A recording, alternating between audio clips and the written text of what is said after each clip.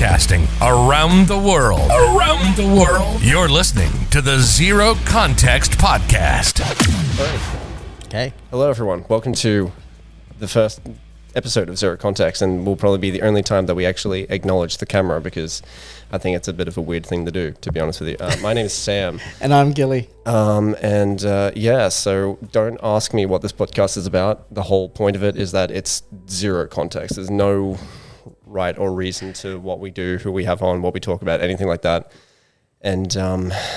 So this is actually the third podcast that we've done. Well, we've done testers. Well, that's what I mean. It's the first two that I've done was with you and my other friend Caden, which were test podcasts, which both went for 2 hours, mind you. And it was really interesting, basically just testing out, because I've never used this system before. You know, it's very, very new to me, but and it was actually really cool. It was, I thought I'd probably be a little bit more, anxious being on camera or even speaking into a microphone.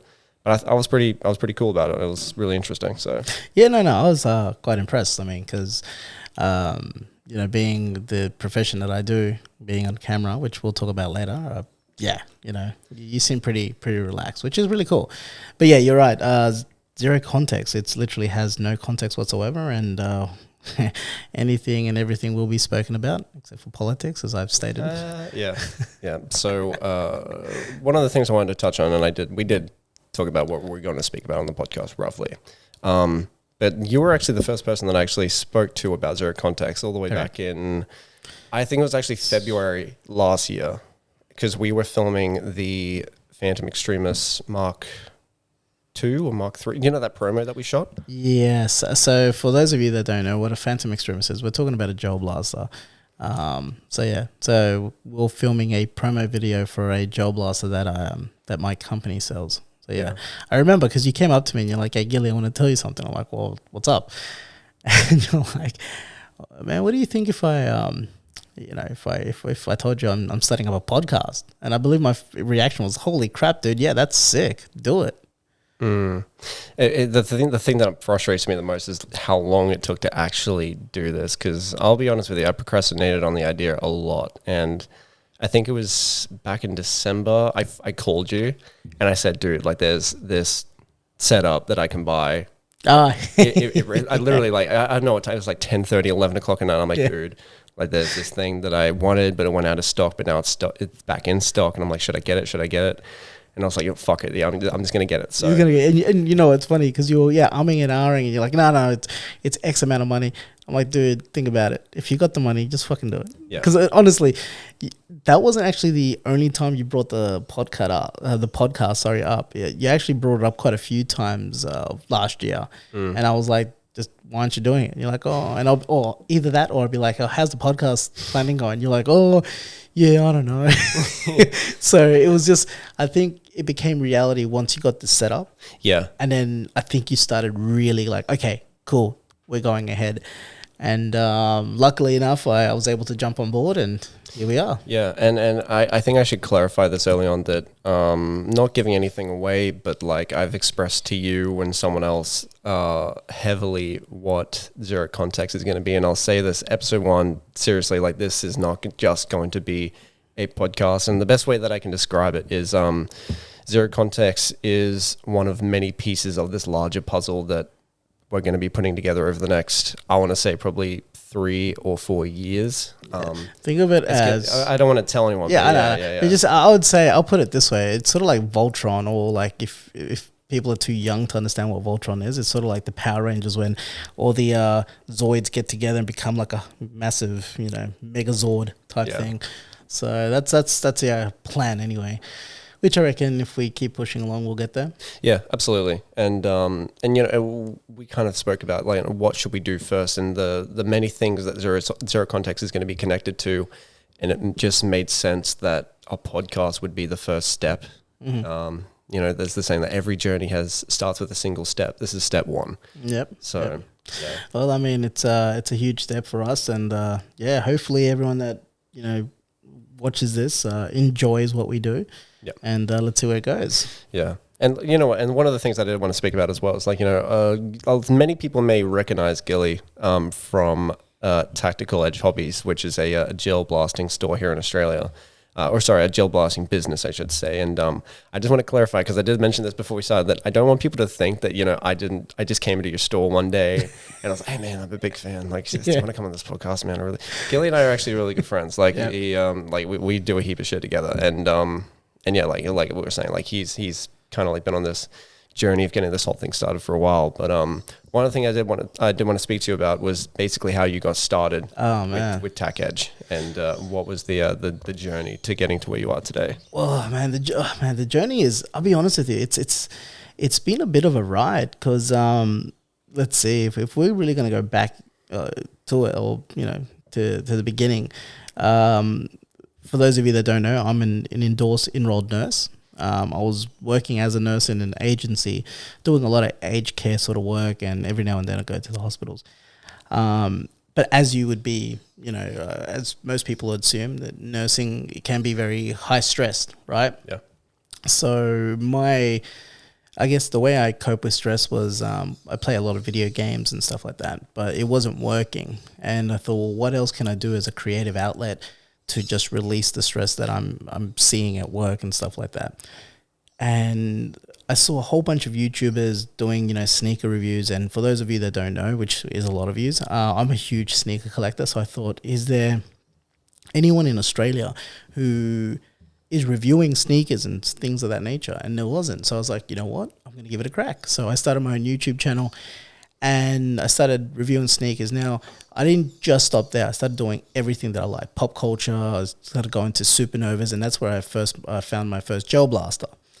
And I purchased it, and I thought it was great. So I got really hooked on it, started searching Facebook groups to join, and then I found Tactical Edge Hobbies. And apparently this post that I saw was this post of a garage filled with gel blasters, right? And I was like, what the hell is this? And I thought, you know what? This would be pretty freaking awesome to go there and maybe do a vlog. So I contacted the owners, and I'm like, hey, look, I'm Gilly. I've got a YouTube channel. I'd love to do a vlog, but my sub count's very low. But however, I'll do the best I can to promote your business. And the owner I was talking to, his name was Joe Zarillo. He was like, yeah, sure, man, come on down. Let's just get it cracking. I'm like, cool. So I go down, I do the vlog for them, and I was able to interview the other, because it's a 50-50 business share partner. So there's Joe and then there's Pete.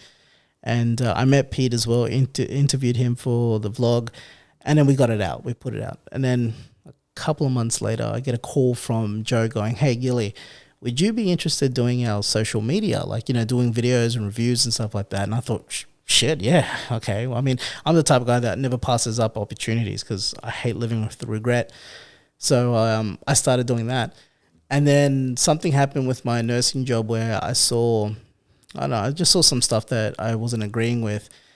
And I kind of quit my nursing job, the agency, I should say, and I was looking for work. But then I thought to myself, well, why don't I ask Joe and see if I can do some shifts at the store, because there was a store at Ormo at the time. And next thing I know, he said, yeah, and I've been there ever since.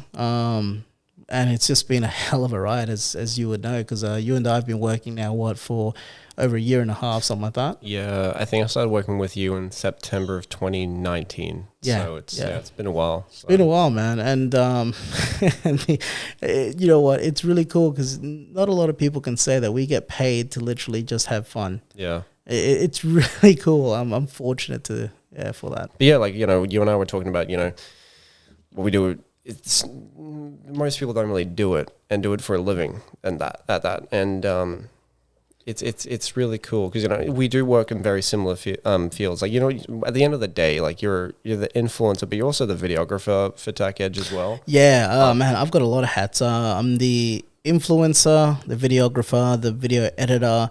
I guess part of the marketing team as well.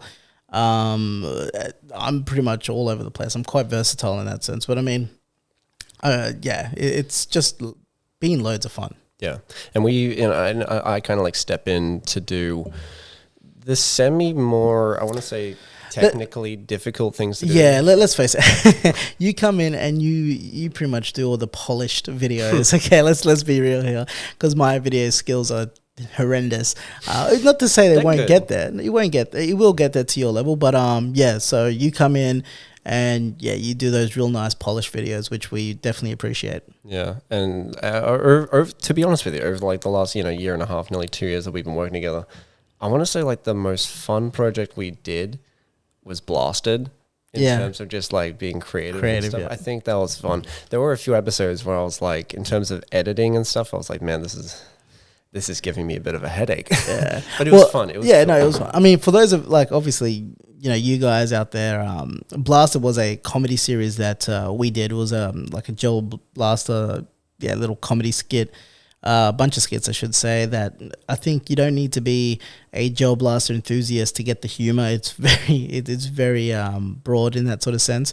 But that's what we got to do. I mean, we've done quite a lot of obscure stuff, from doing comedy skits to sales promos with donkeys included to oh my god, to a whole bunch of just outlandish stuff, man. It's crazy. Like, working at Tac Edge is definitely been one hell of a ride, that's for sure. One of my favorite moments of doing videos with you guys, I think we actually were filming. It was probably the first day I mentioned Zero Context to you. We were shooting the Phantom Extremist promo, and I think it was Trouble or you brought in the smoke machine. This is back at when we were at the at Ormo. At Ormo, yeah. And like the Ormo store in comparison to the Atlas store, for those who don't know, is insane. Like the Atlas store is literally a warehouse, but it's a store. Like if you haven't seen it, you really, really do need to go check it out. But before that, we're at Ormo, and we're filming in this very like tight, contained space. Yeah. And we thought, would the smoke machine look cool? Could we do this? And we turned it on. Well, and the funny thing was, we only turned it on to, I think it was like 50 or 60%. Yeah. And my God, the amount of smoke that thing produced. We had to put up the roller door to get the smoke out. We couldn't see anything. It literally smoked out the whole place. It was insane. I was freaking out thinking, oh my God, Joe, the owners are going to kill me because, you couldn't see anything. They're going to think of fire or something. Yeah, exactly. I mean, there was a lot of people there was a lot of businesses around the area that were like, when we opened up the roller doors and they were seeing the smoke come out, they were kind of running over thinking that there was a fire, and we had to go, no, it's just a smoke machine. It's fine. Yeah. So it was fun, and doing stuff like that. And we had like a donkey in another video, which I'll be honest, I'll be straight up, like that video was weird. That was a weird video. Yeah, it was. Okay, so let's even though yes, this show is called Zero Context, let's give a little context to the video. So what happened was, my boss thought it was a great idea for me to dress up as a Santa Claus, but a Mexican Santa Claus, and instead of having a reindeer, let's get in a donkey. You couldn't get so more stereotypical and racial than that, right? But we ran with it, and the donkey's name was Ramon, and it was just funny because that donkey was stubborn, yo. He didn't want to. I was scared because I was thinking that thing is gonna kick someone in the head. But yeah, it worked. He came in. I think he even took a piss in his shit in the store. I think he did outside. Yeah, which was that was weird. I don't think we've done anything really that crazy since. Nah, we have. Well, yeah, nah. Other than Blasted, like Blasted was just like. Psh. Oh look, I'm the things that I'm hoping that I can get approval for will be pretty out there. Yeah, we just gotta wait though. Yeah. I don't know if we can really talk about this, but are you going to discuss? Are there any discussions of a possible Blasted season 3 for the people listening at home? Man, right now, yeah, it's because we're gonna be real, okay?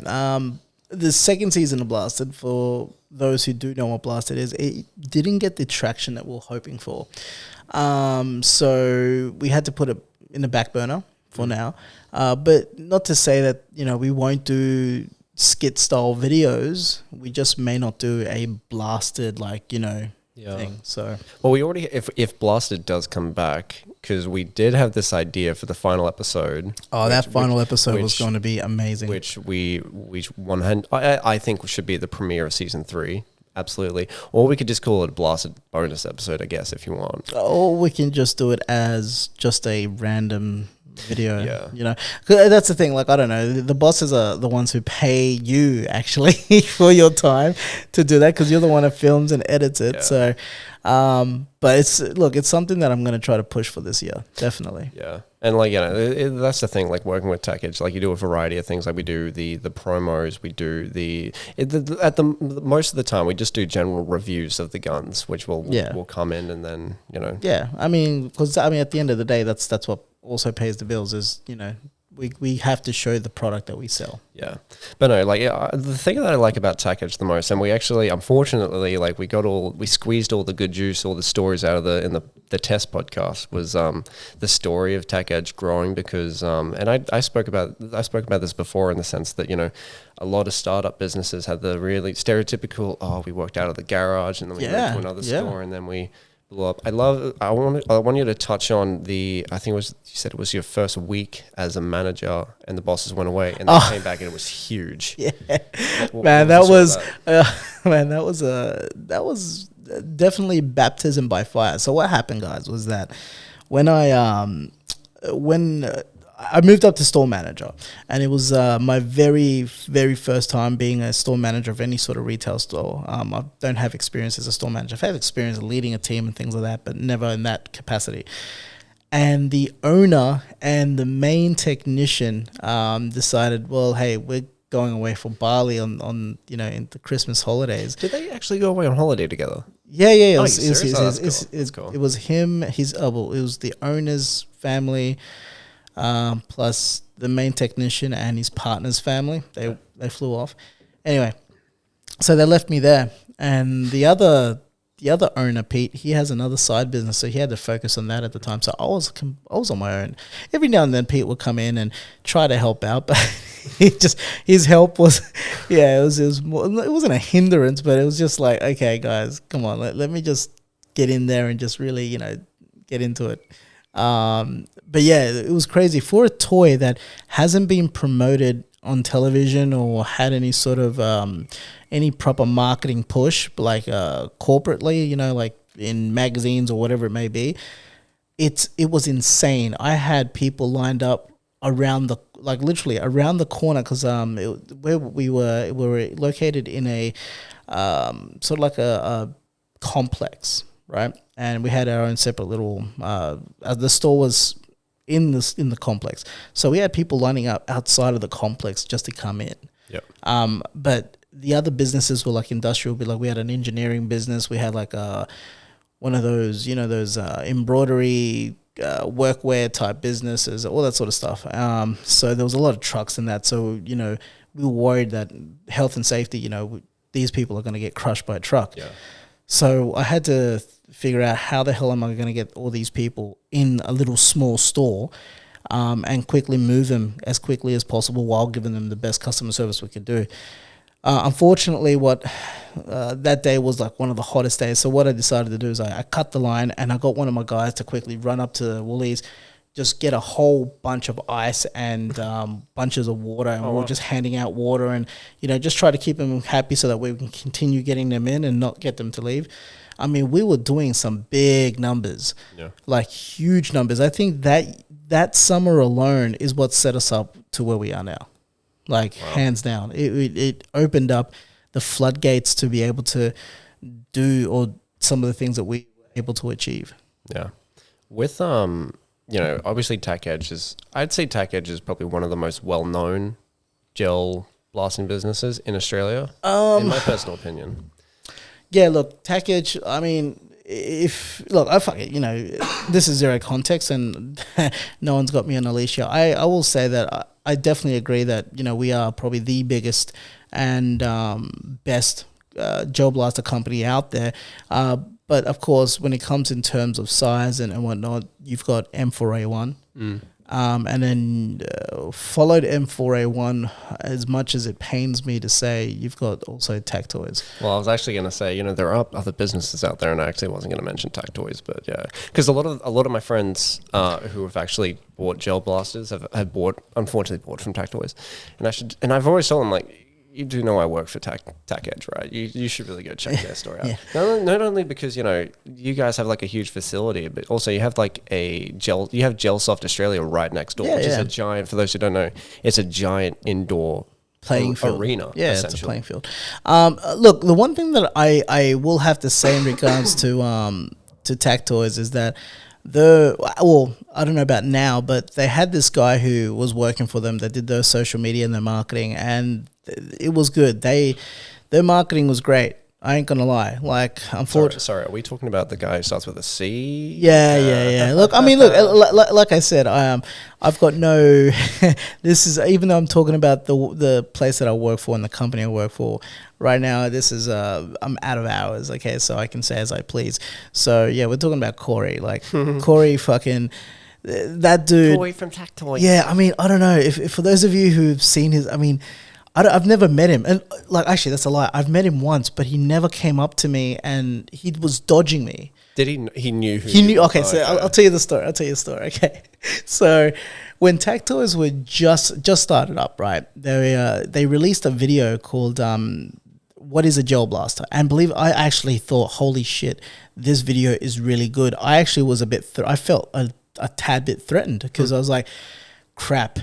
They beat me to the punch because this is the type of video that my boss Pete wanted from me. And sure enough, he was pissed. Pete was pissed at me going, you should have done that first. We are the ones that, we're the leaders. Yeah. Why did this guy beat us to the punch? And I was like, look, I don't know. So I tried doing something similar, but it didn't look as good as what Corey really, like, it was a polished video, I don't think I'll have to watch it because I don't think I've seen that one. Yeah, no, it was pretty well informed, and that's the thing. I've got an issue with, like, when I feel under the pump and I try pulling out or I guess explaining certain information, I don't happen to get it right most of the time, and it just sucks, but it's something I've got to work on. Anyway, so I decided, you know what, fuck this. I'm going to go over there, and I want to go suss out their store and just see exactly what the go is, right? I don't know. I just felt like I wanted to be a prick, so I thought, I'm going to go. And it was on a Saturday, I think it was like Saturday midday. So this is when they were working at Sumner Park before they bought this big building in Darra. And I rock up, walked up the stairs, and it was like a little shop, but it was packed. As soon as I walk up there, all I hear is, hey, it's Gilly. Hey, Gilly, how you going? Oh, hi. And I'm like, oh, yeah, hey, guys. I just wanted to be inconspicuous. I didn't realize I was starting to really get, like, that sort of traction where people starting to get to know me and, recognize me. Anyway, all of a sudden, I see Corey, right?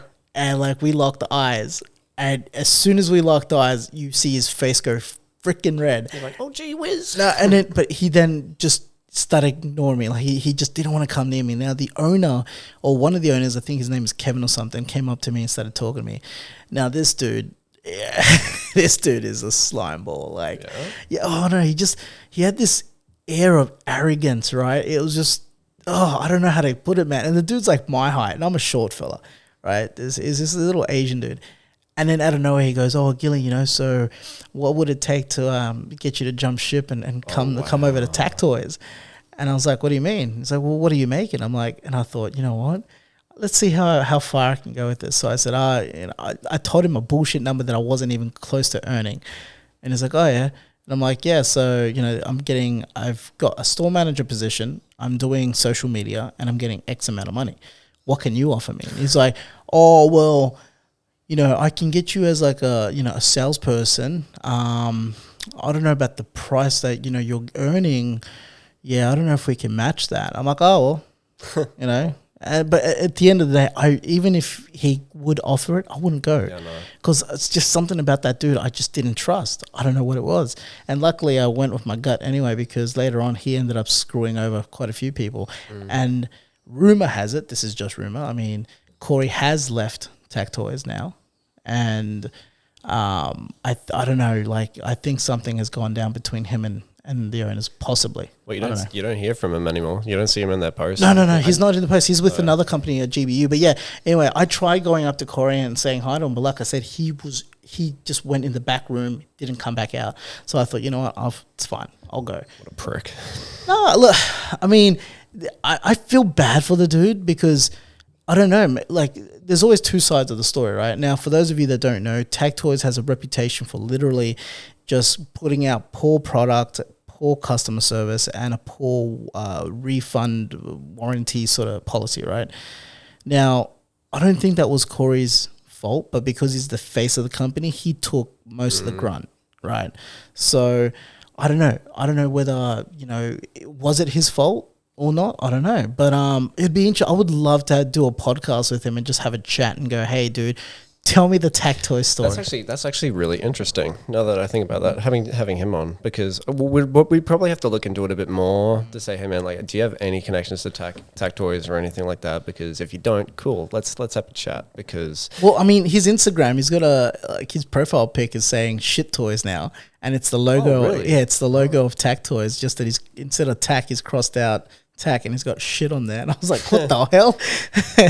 But who knows? Who knows, man? But yeah, so the world of Gel Blaster, guys, it is definitely, it can be a bit of a cutthroat industry, especially when it comes to social media. And trust me, the community will let you know if you've stuffed up. I mean, that dude has been a walking meme for a while now. Yeah. Yeah, well, what I wanted to touch on was the difference between Tac Toys and Tac Edge, because I've never personally been in a Tac Toy store. I've seen their pictures of it, and it doesn't. It's just in overall quality, it looks like shit. Like, honestly. Okay, so well, when they got that Dara building, right, it looked really nice and well presented, right? Well, I was like, oh, well, damn, they got a really nice looking store. So I went over there.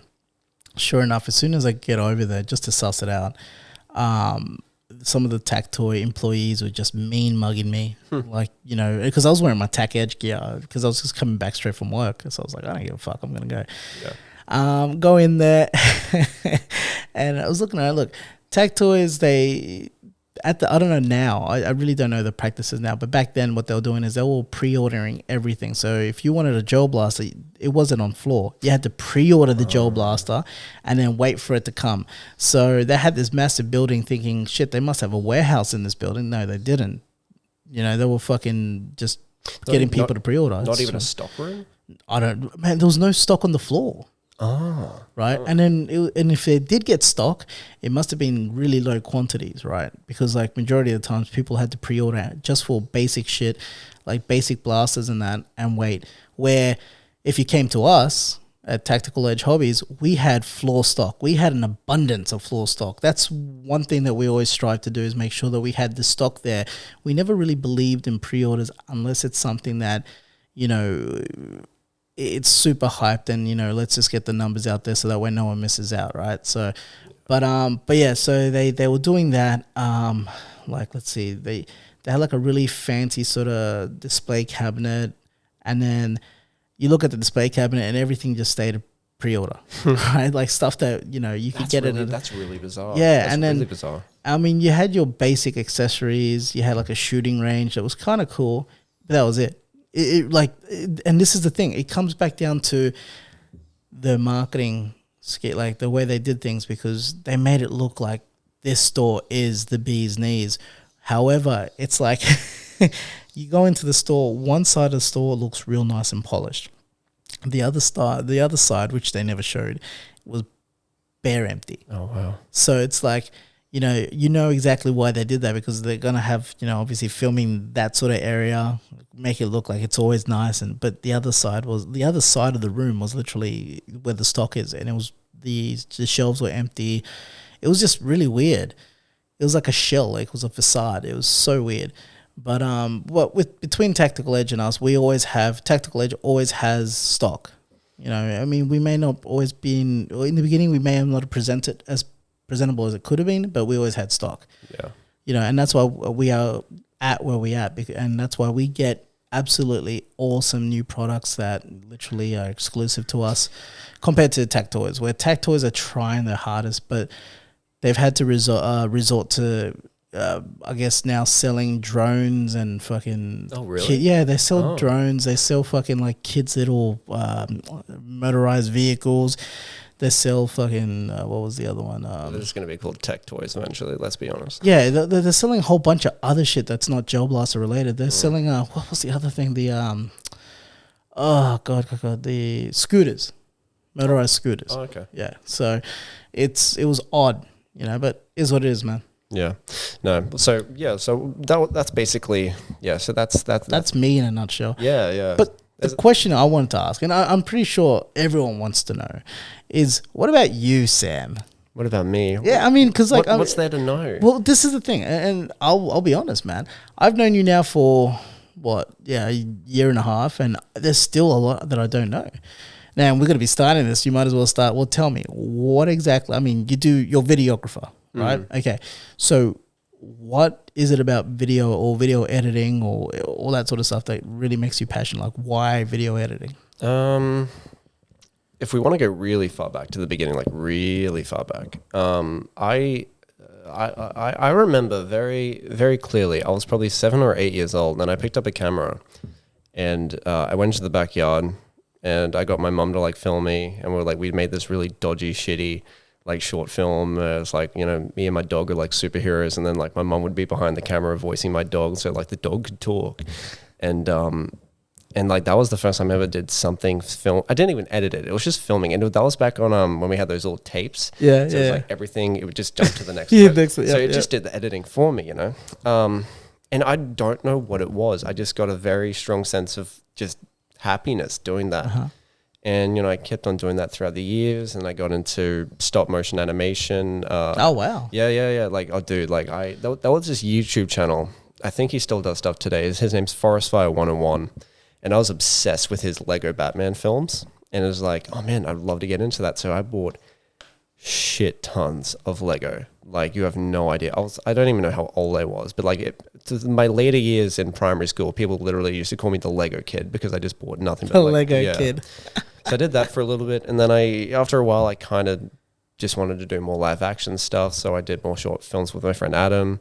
Fast forward a few years, Adam and I didn't really do much for a while. And then we started talking again, and I think it was grade 11, within 2 or 3, I think it was about 2 months, we made 5 back-to-back short films. And it was just like, we'd rock up to the location, we would just come up with the concept and start filming within 45 minutes. Wow. Yeah. And we did that back to back to back.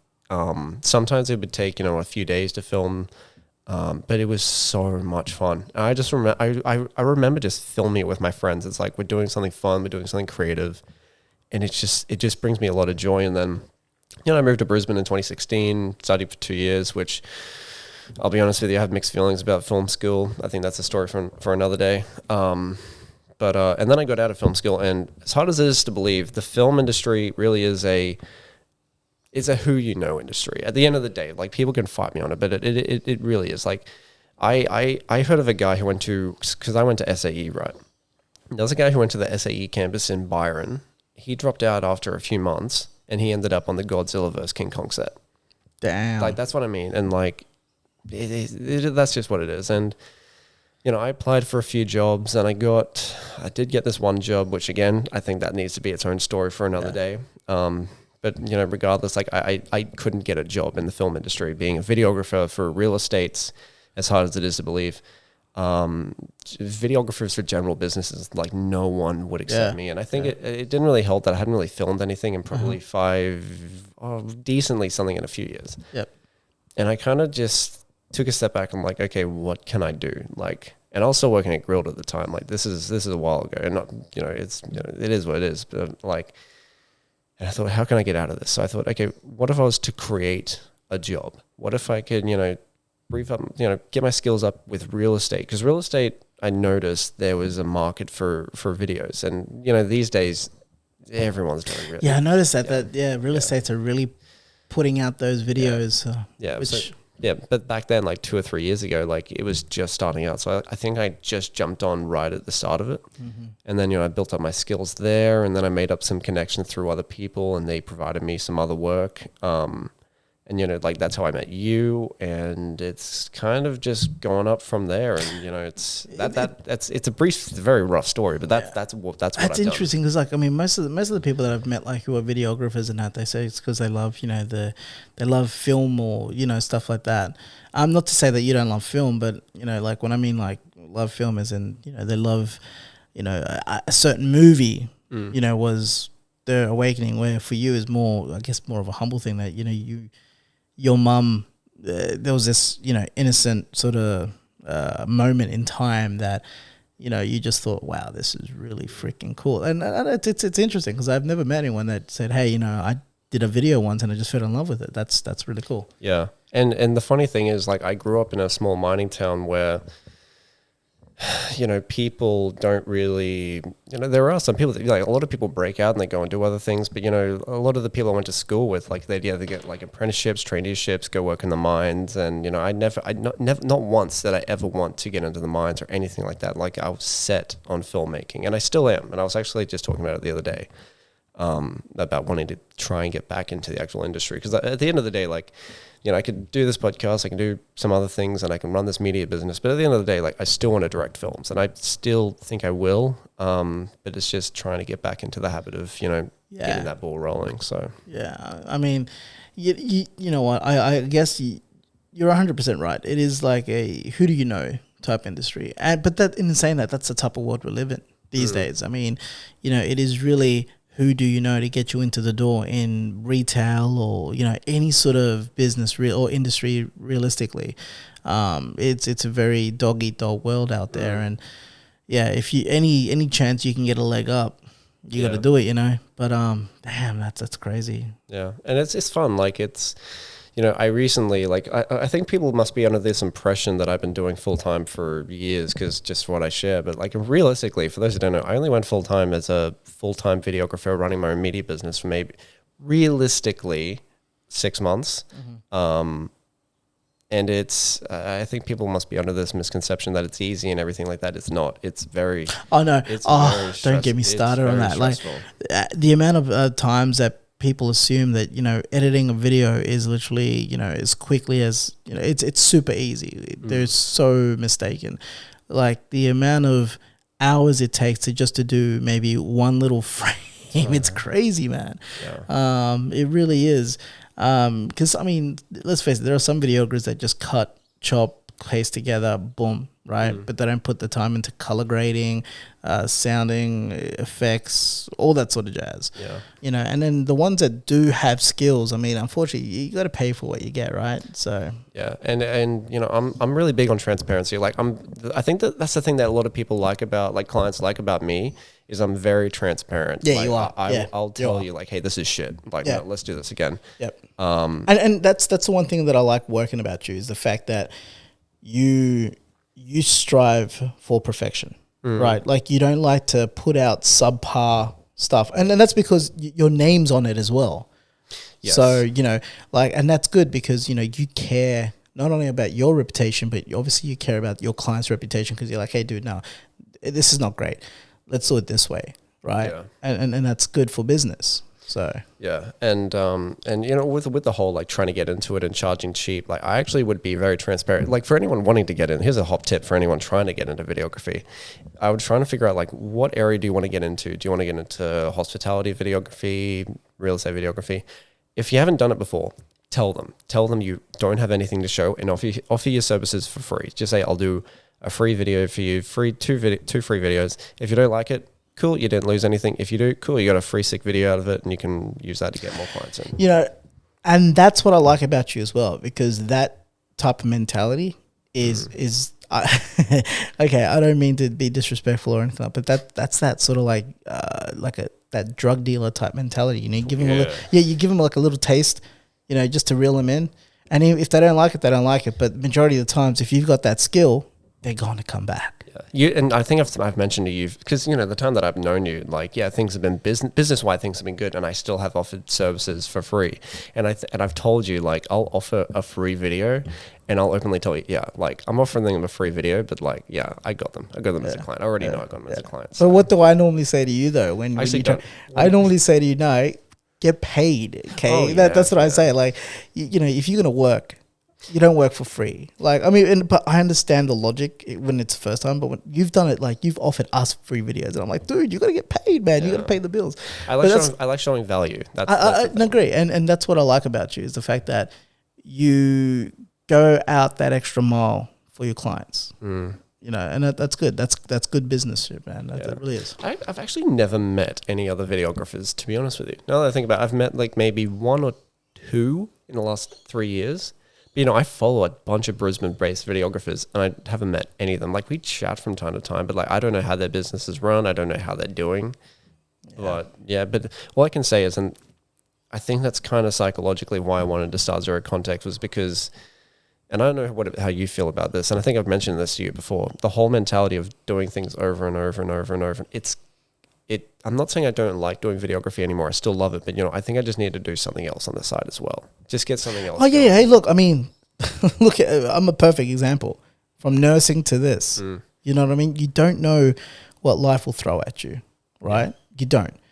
At the end of the day, don't ever give up an opportunity. Yeah. Ever, because I mean that opportunity can turn into a gold mine, and if it doesn't, what do you have to lose? The fact that you've at least tried something, you can say, "Hey, I did that. Whether it failed or not, don't care. I tried."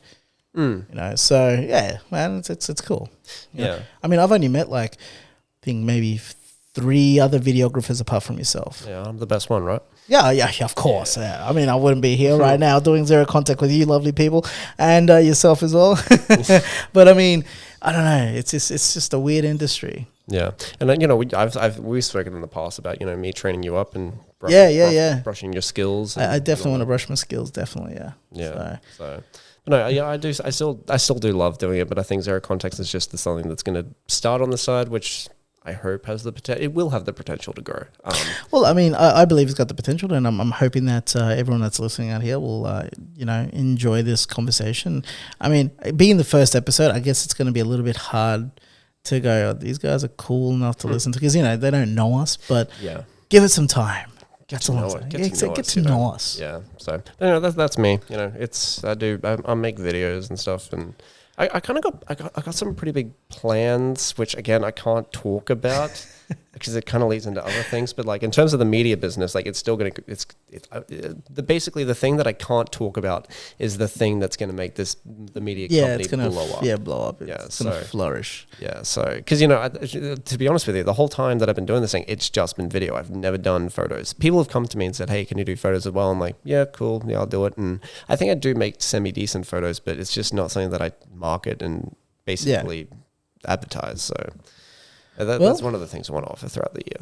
Oh, we just gotta wait and see. Now, for those of you out there who are possibly interested in Sam's, I guess his services, where can they find you, Sam? Oh, you can find me at you can find me at facebook.com/SamuelConnorTV, or you can at me on Instagram at SCL Filmmaker. Don't ask me why they're 2 different names. And that's the thing. I was going to ask. Yeah. So the story behind that is, long story short, like back when I was doing the whole YouTube short film thing, I had the channel as Samuel Connor TV, and I already had a bunch of stuff on the Facebook page. And is it still up? Yeah. Well, yeah. That's why the Facebook page is called Semicolon TV. Right. But the banner is Semicolon Filmmaker. I'm so gonna stalk that out. Have you not seen it? No, I haven't seen it. Oh, you should just. It's nothing bad. It's like it's a lot of my recent work lately. Oh, okay. But is there any older stuff? I want to see the older. No. Damn. If you want to see the older stuff, I'll show you. I'll show you after this is finished. But yeah, Facebook won't let me change the name. That's why it's still Sam Connor TV. So, cool. Which again, it's why we're going to be doing something to fix that. I know. But yeah, so you know, it is what it is. But yeah, one of the things I wrote down here that I did want to speak about, and this is something that I don't know if people are really going to be interested in. What's that? But we're going to speak about it anyway. One Division. Okay, so for those of you, actually, let's stop saying for those of you. I need to. So we're recording this on the 6th of February, mind you. So episode 5 just came out. Yeah, it just came out. So me and Sam, huge Marvel fans, huge pop culture fans. Now we've really been into this show, definitely, right? And it's just okay. When it first started, I was like, I wasn't sure with that first episode, but the first 2. the second one was, I think, was a little bit better than the first one. Yep. But yeah, like I'm glad I stuck with it. I mean, now we're really into the meat of things. You were always going to stick with it though. You weren't going to. Yeah, well, look, the thought did cross my mind, but I was like, nah. I mean, at the time, I mean, let's face it, man. There's nothing happening out there, like entertainment wise, right? No. Because of COVID and stuff. You know, so there's no movies coming out, no nothing. This is like the closest thing that we're getting that's Marvel cinematic type. So I was like, fuck it, like, I gotta watch this. Yeah. Even if it's boring, fuck it, I'm gonna watch it. It's something. It's some sort of, you know, it makes me feel normal.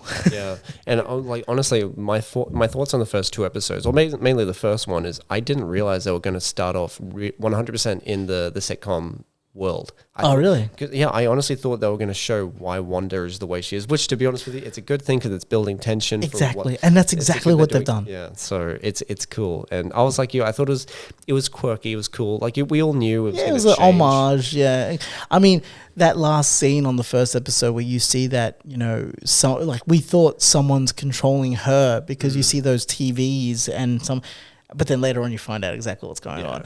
But yeah, it was. Are you talking about Sword? Yeah, Sword. Yeah. Oh, we'll check with spoiler warning. Yeah, just look, guys, if you haven't seen it, go check it out. But what about WandaVision is what you wanted to talk about? I mean, because we're just telling them sorry about the spoilers, go watch it, but clearly you want to talk about this week's episode. Okay, we can talk about this week's episode. It's literally just the last 2 minutes that I want to speak By the way, about. this is definitely a spoiler alert. For those who don't know, so basically in the final few moments of episode 5, Wanda and Vision hear a knock at the door, big build up. Who is it? Wanda opens the door and it's Evan Peters, but not only Evan Peters, because we all knew he was actually in the cast. Everyone knew he was going to be in it. But, you know, there's always that possibility of, fuck, could he be Quicksilver? Like, because Disney bought Fox, so they have the rights to use, you know, the X-Men universe. I mean, because we know that the X-Men universe is coming to MCU. Yeah. That is guaranteed. That's already been spoken about. But that was really interesting to me. Yeah. Like you open the door and it is. I actually thought it was Pietro. Petro, something like that. It's Quicksilver. Yeah, but the thing is, when they did that shot from behind his head, I actually thought it was Captain America, as the old Captain America. Really? Yeah, I thought it was like, because I'm like, but then I realized that was only for a split second, and then I realized, oh wait, his hair's silver, not white. Oh, it's Quicksilver. Duh. But then it got me thinking, because I had two theories. And a lot of other people had the same theory as me, where the first theory was that because, you know, like you notice that they were able to get in an 80s drone into there, right? And that's only because it was like the same era as what the show is at that time. Because for those of you that don't know about the show, each episode gets converted from, I think it was from the 50s, 60s, 70s. We're in the 70s now. So no. We're in the 80s, early 90s. Oh, okay. Sorry. And and throughout the episodes, you're noticing that if anything goes into, because Wanda's created this bubble, all right, that's her reality. That's the TV show. Yeah. Spoiler alert. That it gets converted to that era of, you know, equipment. So, as for a human though, like it's interesting because for those people who aren't Marvel fans, there were two people that played Quicksilver. Right, within because the MCU had the guy, I can't remember the actor's name, but Aaron Taylor Johnson. I think that's his name. Yeah, that was the guy who played the lead role of Kick-Ass. Yeah, and then you had this fella who was in the Fox X-Men series, right? So for X-Men Apocalypse, I think it was. So he was in there for Days of Futures Past, X-Men Apocalypse, and Dark Phoenix. So there you go. Yeah, like I said, huge Marvel fan over here. So he was in all three of those movies. And then of course Disney bought the rights to Fox, so now they do have they can 100% use everything. Because I think it would be a trip, and this is my theory. This is what I was getting at, right? It'd be a trip that while he's in the bubble, he's the guy from, you know, X-Men Futures Past, whatever, what you said, right? Sorry, I can't remember the titles. But if he gets out, it's actually the guy from Age of Ultron, the Kick-Ass dude. That would be a trip. That would be a trip. Because it changes, you know what I mean? So I was like, well, but then other people are saying, no, that's Mephisto. Yeah. For those of you that don't know who Mephisto is, he is the Marvel Universe's, I guess, devil or Satan. Do you think if they do that, though, that's going to piss a lot of people off? Why? Because okay, like let's be honest, like his Quicksilver, the one from the Fox films, was probably a little bit more loved than the Age of Ultron one. Obviously, because we got to know him a lot more over the movies. Really? Yeah, I do. Because I mean, he was so more. quirky. Yeah, he was quirky. He had more of a sense of humor. Yeah, I agree. But I don't know, something about that brooding, kick-ass dude. That I don't know. Maybe I just had a man crush him. I don't know, but I actually liked him. I thought the dude was cool. Yeah. I mean, he redeemed himself in the end by sacrificing himself. But Yeah, I have a theory. I have multiple theories. It's kind of what you had there. I have a theory that, because let's be honest, at the end of the series, this whole thing's going to be broken. Yeah. Everyone's going to be somewhat okay. But I have a theory after. I don't think they're going to be okay. Bro. Oh, no. Oh, in the sense of like, everything's going to go back to normal. So they're not going to be under her control. That's what I mean. Or do you think they're going to continue to be, everyone's going to be under her control? No, I don't think she's going to be under their control. They might have psychological issues afterwards. Yeah, but I don't think everything's going to go back to normal. I think she's fractured, like, reality. Okay. Well, what I think is, like, with Quicksilver, I think once he gets out of the bubble or that the bubble gets broken, I really hope, but I really don't hope this is true, but there's a possibility that, it's just a dude from town that's pretending. Yeah, that could be it. Yeah. Because and he may not have any powers. We don't know. Yeah, exactly. I mean, spoiler alert as well, for those of you that are still listening and, haven't watched the series, that could be it, or literally could just be Mephisto. It's true. It could be. But again, I honestly believe them getting rid of Evan Peters as Quicksilver is a waste. I really do. Because who are they? Because, they already lost. Because I think the deal with Fox before Disney bought them was like, you can have Quicksilver, but only for one movie because we've got him planned for like 3 or 4. So I think that was the deal. What other Quicksilver movie is there? Okay, so you know how you had Age of Ultron? Yeah. You had the Quicksilver from the Fox movies? Yeah. The deal was that it was like a shared thing. Like Fox just but I think what the deal was, you can use Quicksilver in Age of Ultron, but you can only use him once. So that's why they killed him off. Oh, okay. So that's why I'm thinking, like, obviously we haven't had Quicksilver in the MCU for years. We finally got one again that's going to stick around. That then leads into the Doctor Strange, what's it called? Multiverse Madness. I can't remember the title. Yeah. I actually, because how I said to you that, I have a theory that Doctor Strange is going to come at the end and repair the damage that she may, or try to repair the damage she's caused? I don't know. So what I'm thinking is, she's going to be taken down. We're going to find out that it's actually Mephisto that's controlling Wanda, yada, yada, yada. They take on Mephisto, but Wanda still has, the want to have Vision alive. Because he's dead. I think Wanda's just controlling him. Controlling a dead. Yep. Well, like in the episode, she stated to her kids that she can't resurrect the living. That's true. Right? The thing is that Vision is not human. He's okay. I just got cut off. Did you? Yeah. Can you hear it now? No. Really? Yep. Did he bleed on something?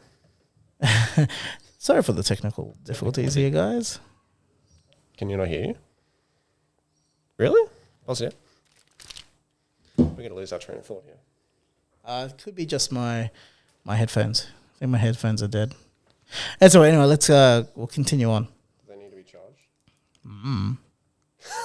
What do you know? What do you think?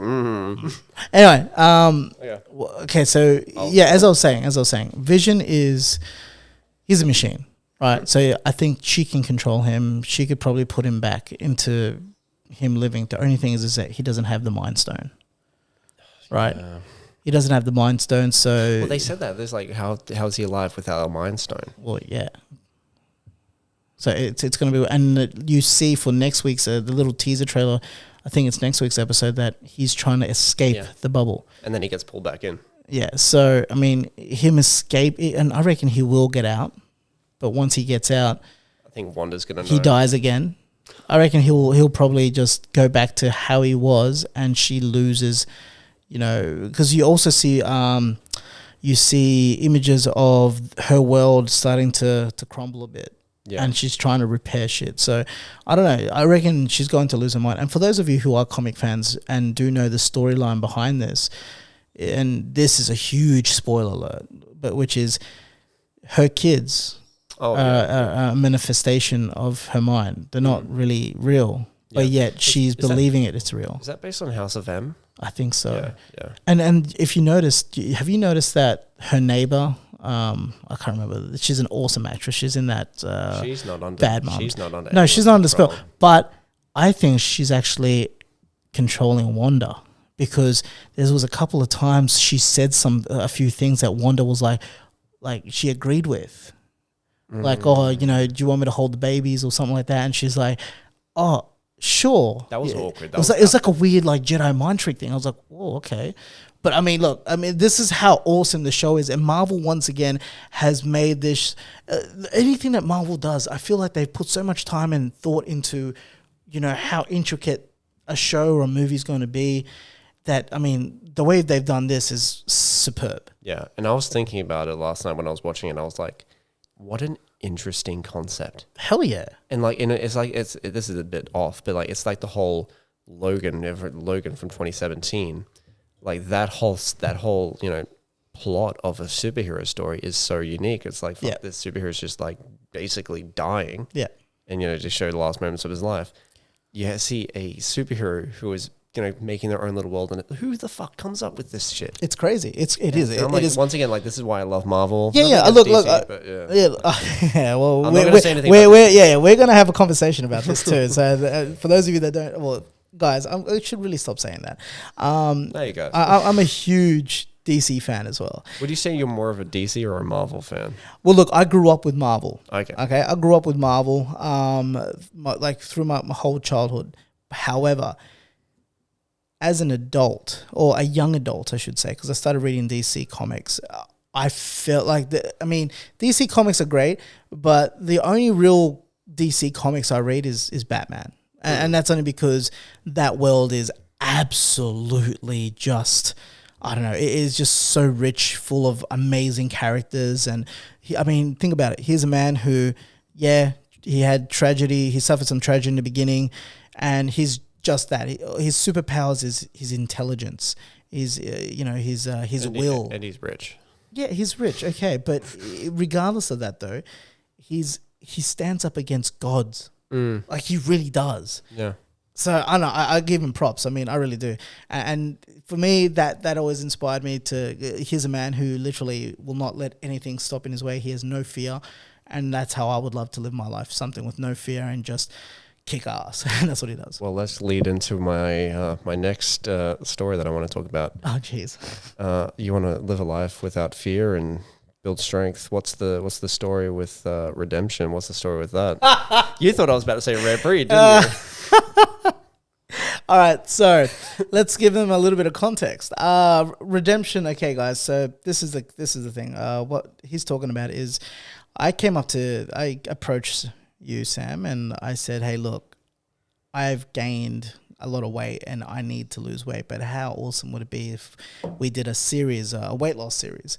And that way it keeps me in check, and it also keeps me accountable, right? To not only motivate me, but to obviously motivate other people, right? To lose weight. Because if I can do it, anyone can do it. Now, the only thing that, and this is not making excuses, but let's be real, the only thing that has kind of hindered that, because I think we only filmed sort of like an 8 episode, but it wasn't really that great. Not because it's... How long ago was that? That was like I think last that was year. September. Yeah, I think that was September last year. It's only because it's been work and some family stuff, right? Yeah. But, and also your schedule as well, because I'm trying to get you to come and help me. You film while I'm working out, and trying to... Yes and no. I'm going to call you up. Call me up. I'm going to call you up for your bullshit now. Okay. Oh, this is getting saucy. Trying to figure out what's wrong with your headphones. No, it's dead battery. Is that? Yeah. Okay, that's good. No, so like you say, like, you need me to be there to do it, but do you really need me to be there to just go to gym and work out? Like, how often do you go to gym? How often I go to gym? Okay, I go to the gym, right now it's been maybe... I go back maybe once a week, if that. Okay, like in a good day or in a good week, I'll probably go 3 times a week, right? But the thing is as well, I'm noticing that unless I'm working out with someone, I don't get any motivation. Yeah. And I've come to the realization that the only way I can continue to work out is I need to do something. And if I'm going to work on my own, I need to do something that I find enjoyable. So what I have been sussing out, and I have found something, is boxing. And there is a boxing academy that is close by in Maruka I'm going to join up. And I'm gonna start up. But then it's not just working out though, Sam. You and I know that. Oh yeah. Like literally 70% of weight loss comes back down to dieting and rest. How do you feel you are going? My eating habits right now, like I was. It's unfortunately for a fat guy like myself, there is a pattern, right? Like I start off going good, something happens, and I fall off the wagon. Yeah. And unfortunately, that's what has happened. I'm trying to get back into eating right, and then kicking up that metabolism again, and so on and so on. So yeah, for a lot of people out there who are listening and who are heavy set, they would understand as well. It's not the easiest of things to just be as mentally strong when it comes to your eating habits. It really isn't. Like it's amazing how hard it is to really break those cycles. But I mean, I'm determined because I mean, at the end of the day, I am turning 37 this year, and I've got a kid and I've got a wife, and the last thing I need is to go into an early grave. So, well, the nutrition part is always going to, regardless, it's always going to be 70% of it. Gym's only 30. Exactly. And I tell a lot of people, like, if you're going to gym and you're not eating right, fucking stop. Like it's not worth it. And it's not worth it because what you're doing is you're putting muscle on top of fat. Yeah, literally. And literally that's not healthy as well, because you're then making your body or your heart work harder. And that's why it's so dangerous when it comes to people who are overweight with heart disease and whatnot, because you're making that heart work twice as hard. Yeah. And I know this. I mean,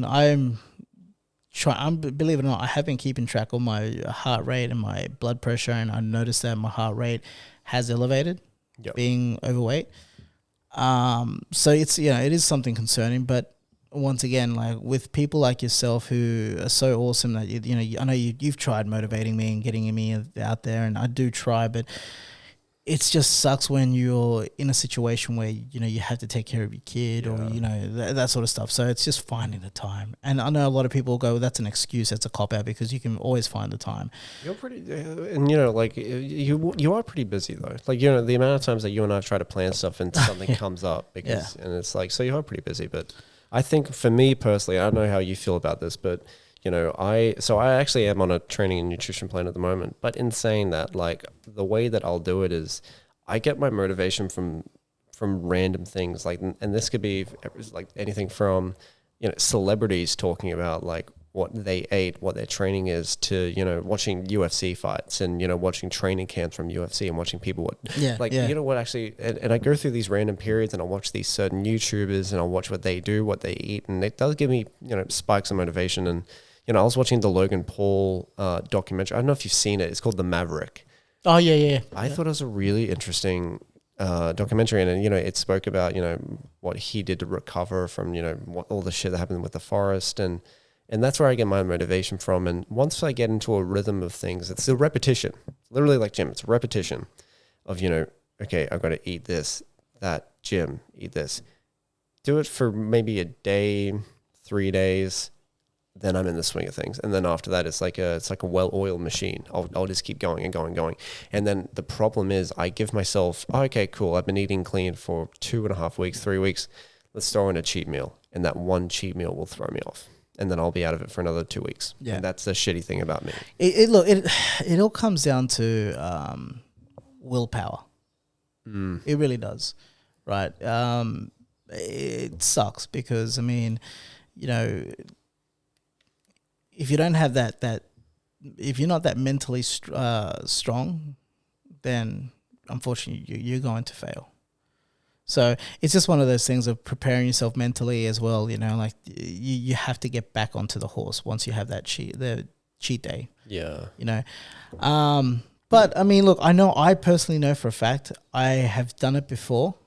Like, You said you used to have abs. You said you Oh, used to be dude, I was fit. Look, what's happened with me? The reason why I've gained so much weight is because, I mean, apart from a health issue, I guess the clubbing lifestyle didn't help much in my early years. How often did you go clubbing?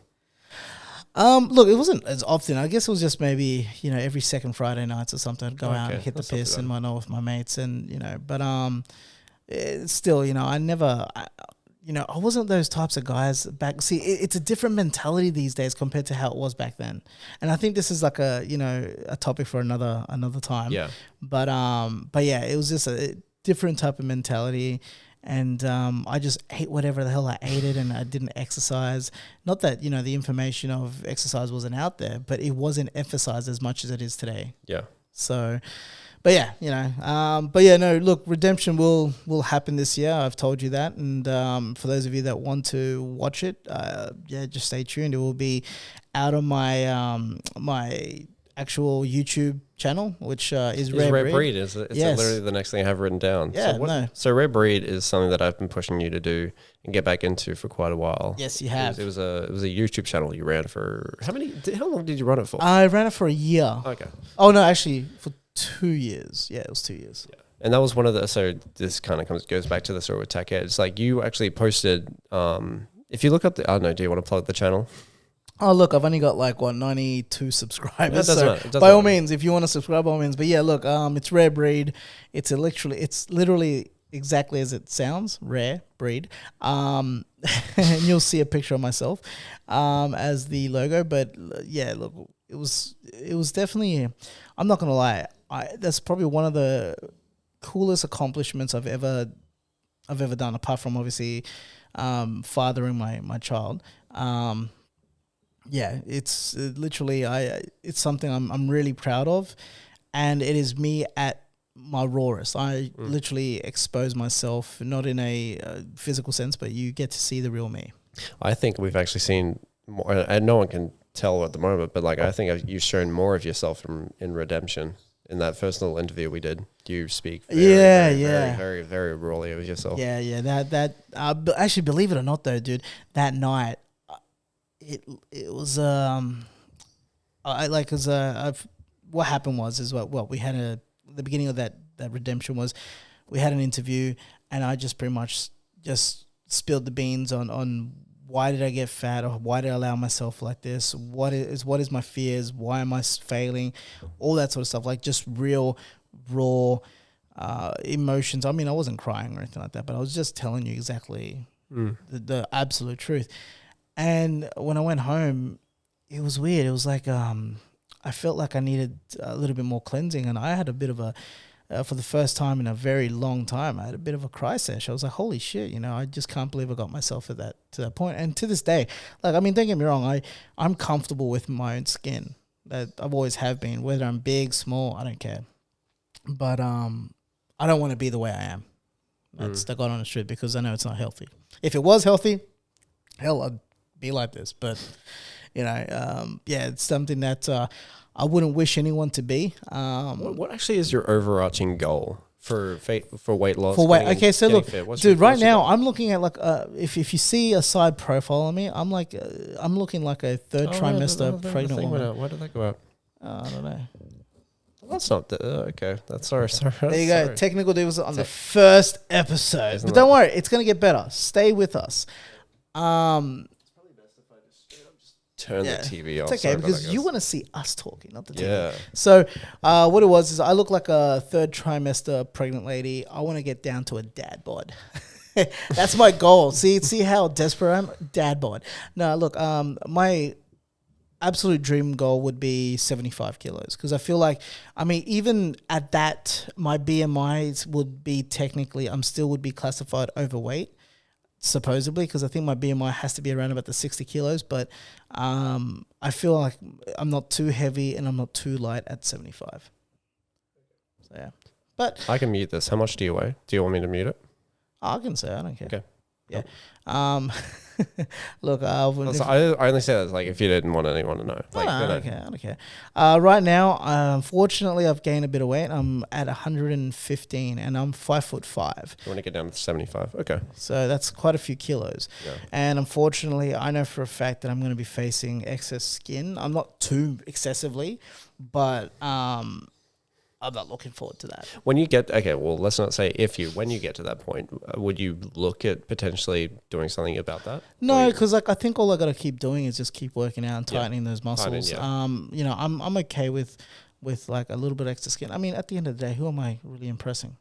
That's true. Do you know what I mean? Like, I'm Yourself. not. Well, yeah, I just want to get healthy. I'm not out there to get abs or get huge. I'm not. I really am not. I just want to. I am. Yeah, I know you are. I just want to get down to a weight that, I know if I can get, because right now I'm wearing like either size 38 or 40 in jeans, right? Okay. I want to get down to like maybe 34, 36 at the most. Okay. Right. And I'll be happy. I'll be happy with that. Yeah. So, it's just something that, it's a work in progress, and I know I'll get there, and yeah. Could always go to gym after this. This is a little side thing. We can go to gym after this. We can. Yeah. Unfortunately, you always drop it at the last minute when my wife has made plans. So, thanks, Sam. So it's fine. It's all good. Just. But anyways, so there we have it. This is our first. Yeah, we're probably all there, guys. We're an hour and 13 minutes. Not bad. Sorry about the technical difficulties. Yeah. I mean, we'll fix that. We'll fix that. But I mean, yeah, if you really like this, guys, I applaud you to follow us. I mean, this is going to be one hell of a ride. Yeah, and I think I haven't really put much thought into the release schedule for this. I know, we're doing this we're actually filming this a week in advance, 6 days in advance. So once it's come out, this is going to come out on Friday, the 12th, which is funny because you know what? Like I put out a teaser for this and I just picked the date because I put the teaser up. I literally made the video, all that shit. 45 minutes before I upload, I was like, you know what, fuck it. Let's just do it then. Let's just do it then. Yeah. But I'd like to do it weekly. I think anything more than 1 a week, we'll be stretching just because we are so busy. Yeah. But as more people want to listen in and tune in and want to check it out, I definitely make it more of a priority. It's already, dude, like this already is a priority of mine. But we'll already have a podcast coming out the following Friday with my friend Caden. Yeah, I'm looking forward to that. Yeah. So that's just me and him. And then the third one is going to be all three of us. Yep. So that's going to be interesting. And then we're in the process of booking in our first guest, which I'm not going to reveal who it is. I think a few people actually know about this dude. I'll just say he makes very cool photos and he's worked with some pretty big people. So I'm pretty keen to check it out. Yeah, so. no, I'm looking forward to having a chat with this dude too. So it'll be cool. But no, we've got some cool things lined up. We've got some cool topics, even though we call it Zero Context and we don't like to keep it to a formatted type show.